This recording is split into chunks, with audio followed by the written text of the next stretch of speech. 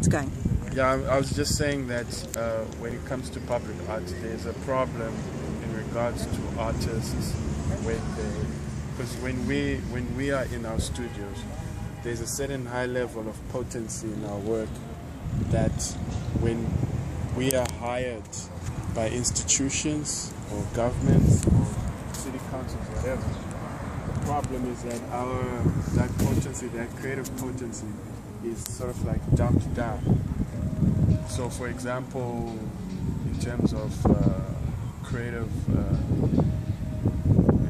what do they say? Like creative freedom, it's not given so much. And sometimes in places like this, and I agree with what you're saying, that contemporary stories need to be brought to the surface. Because now it's not about just the struggle. Now it's about the struggle within ourselves. So who's talking about women being raped, the gang wars amongst teenagers, the drug issues, the low minimum salaries. Because the thing is that if an artist makes that kind of work in their studio, they show the real thing about what's going on. But if an artist is commissioned to do that work, then there's some sort of fairy tale or some sort of movie type of influence that's put into the work, where you're made to make work that talks about these issues but bringing in the good. And I feel like if you want to bring in the good, you have to show the evil, the bad. It has to show, and when people see it, it moves them, and it moves them to do good. Because usually when people make art in public spaces to try and to tell a story about what's bad and how it's supposed to be done in a good way, people always ignore it because they're looking at something nice. People need to look at something moving that changes them inside. And most of those lies that are like those nice stories that you're telling, it's lies, and everybody knows it's lies. Like the Mandela glasses looking at the island, like, come on, who buys into that story now? And who buys into that story of the open house that was now Loop Street or whatever? Like, open house, there is homeless people who are not allowed to even sleep on that surface, and we are building statues of open houses. So nobody even buys into those lies, but we keep on retelling them to ourselves. Yeah. No, they can't be buying into it because they pay ADT to secure them from the reality, but still they retell themselves those lies about Table Mountain and the nice mother city. Like that's the problem I have, because now if you were to, like, let's say the idea of the open house being put there, let's look at the open house being, let's say, a bronze shack being put there. Yeah. That would be much more profound. And let's also allow the street residents to use it. What would people start thinking when they see that bronze shack thing? You get what I'm saying? It's like as if the city and the government, they always want to put all the dirt under the carpet. And when that dirt piles up and it comes out, then you have the fees must fall. So have you seen any public work that you think does have a bite and does have a power? In Cape Town. No. Or anywhere else?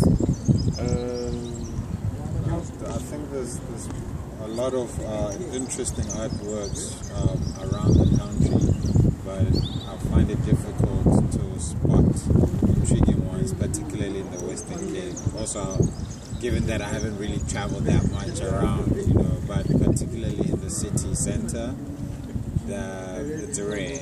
Look, I think looking online, artists in other countries are having the same difficulty. But it would be interesting to find examples of where they have achieved what you're trying to achieve and learn what their strategy was. Maybe we can even do it as part of this process to get together, and we can each one research and come and share our... I feel this is what would happen.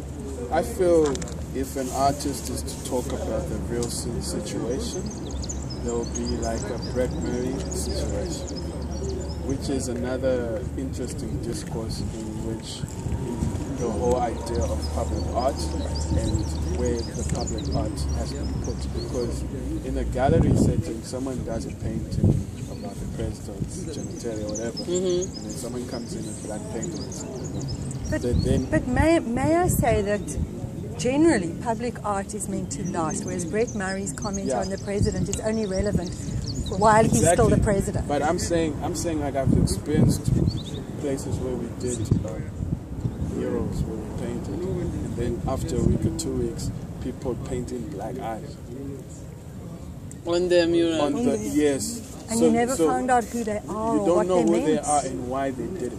So it then becomes an interesting, very interesting, conversation. Like, exactly. So, and then there's other situations where you have like the Berlin Wall being broke down and whatsoever. If you have work like that, I mean, if we were to use, let's use this wall to actually like real artists making real work about what's happening now.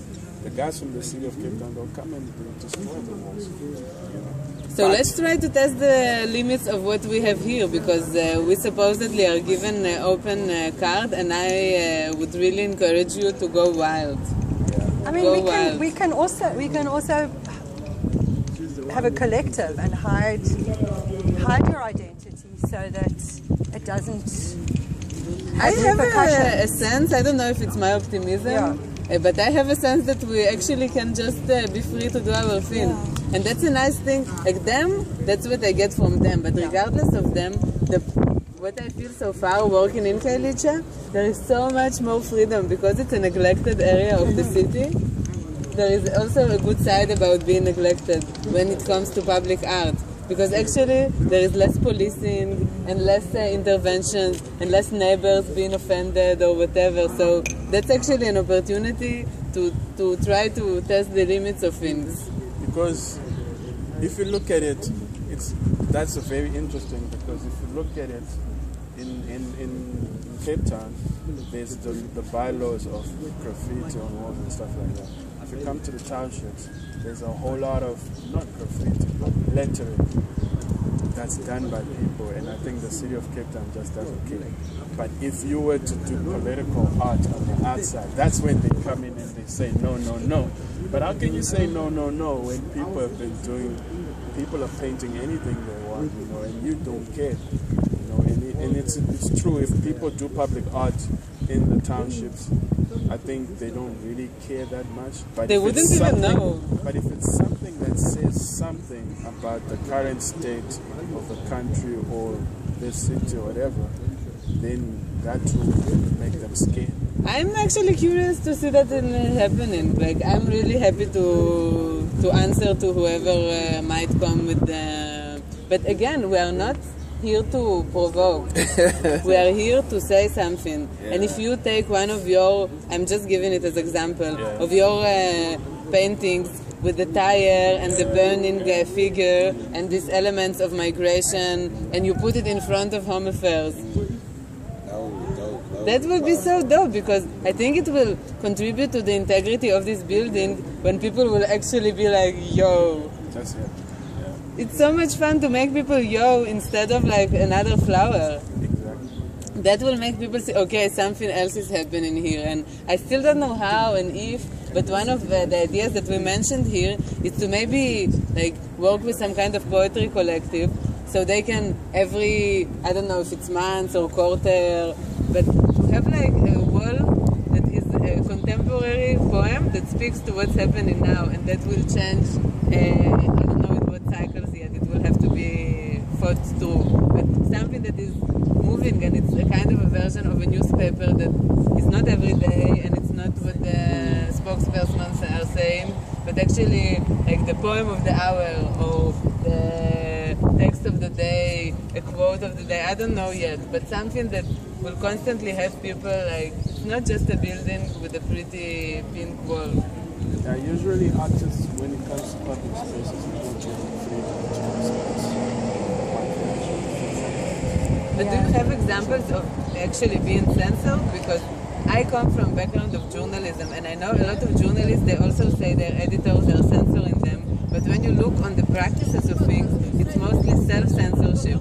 We already censor ourselves because we want to fit into what they expect, because we assume that. So we must also be careful of self-censorship. That's true. I have a preference for celebratory work. And the sort of example I give is going to a women's art exhibition, which I saw in Grahamstown. It was about women's art. And it was all victim-oriented.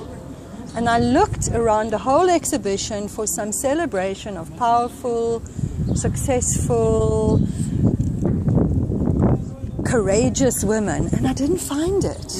As long as it's not cheese. No, yeah, exactly. No, you can celebrate the everyday mother who sells potatoes, and that's like cool and relevant. But to me, I didn't want to be in a space where I was hearing that life is shit.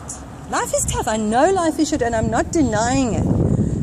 But I'm not interested in work that speaks about victims, because it continues to paint people from poor and neglected spaces. It continues to paint people from countries with wars as victims, and they're not all victims. There are many of them who are amazingly active, potent people. I think it depends, right? So because it depends. I think there's a lot of things that people talk behind closed walls Yes. that they don't talk in Yes. the open.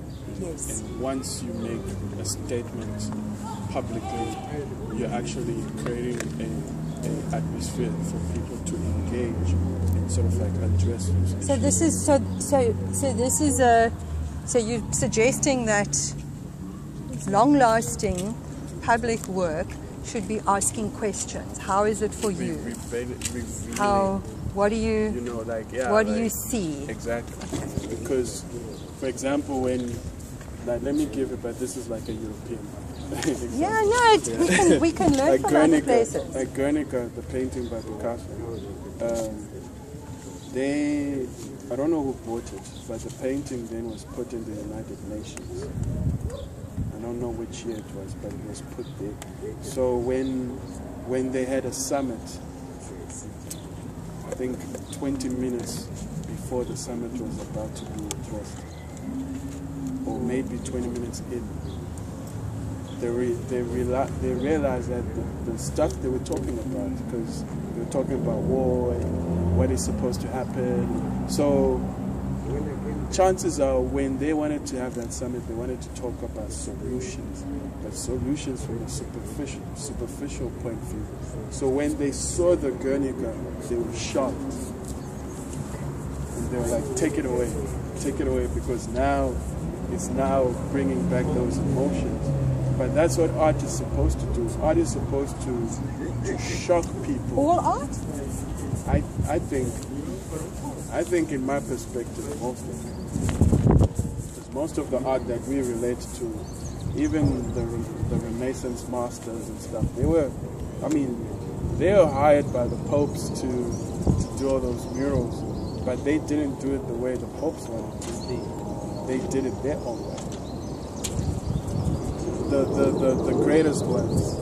So I feel like as if somehow it has to address the entirety of human existence. Exactly. The truth needs to be aesthetically, beauty in its aesthetics, I agree as well, like it needs to be included in art. But I just feel like there has to be, we as artists, our role is to engage with the public. And I would love to see some examples of what is successful. Things like Doris Salcedo's works about the missing